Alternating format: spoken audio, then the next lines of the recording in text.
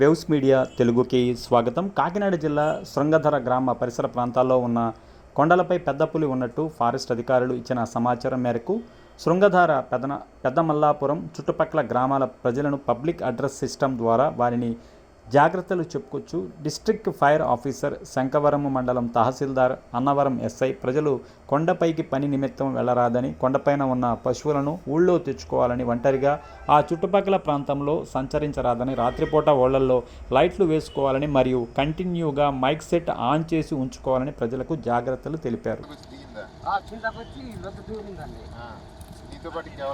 నాతో పాటు కుర్రోడు ఉన్నాడండి. అతను డాడీ ఇది చూడు చూడు చూడు అన్న వదిలో పామెల తోట దిగేసింది.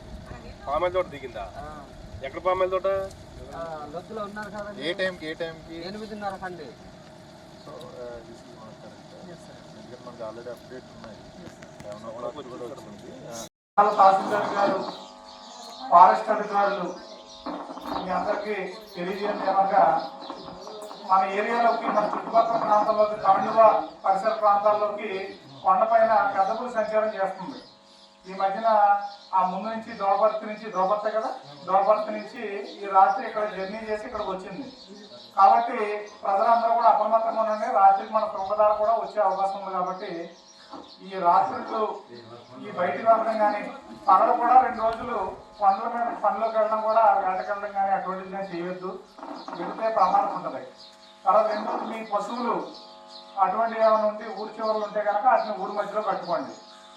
దాంతోపాటు రాత్రులు బయట లైట్ వేసి ఉంచండి.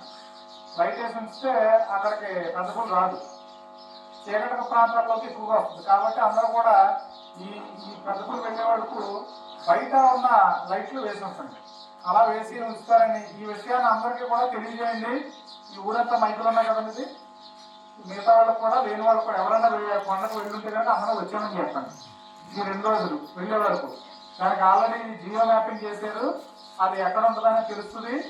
కాబట్టి అది ఆ రకంగా కూడా ఇబ్బంది లేదు. రాత్రులు మాత్రం స్పీడ్గా సంచారం చేస్తుంది. ఆ రాత్రులు చాలా అప్రమత్తంగా ఉండండి. మీ అందరినీ కూడా అప్రమత్తం చేయడానికి ఫారెస్ట్ అధికారులు కూడా తిరుగుతున్నారు. ఎప్పటికప్పుడు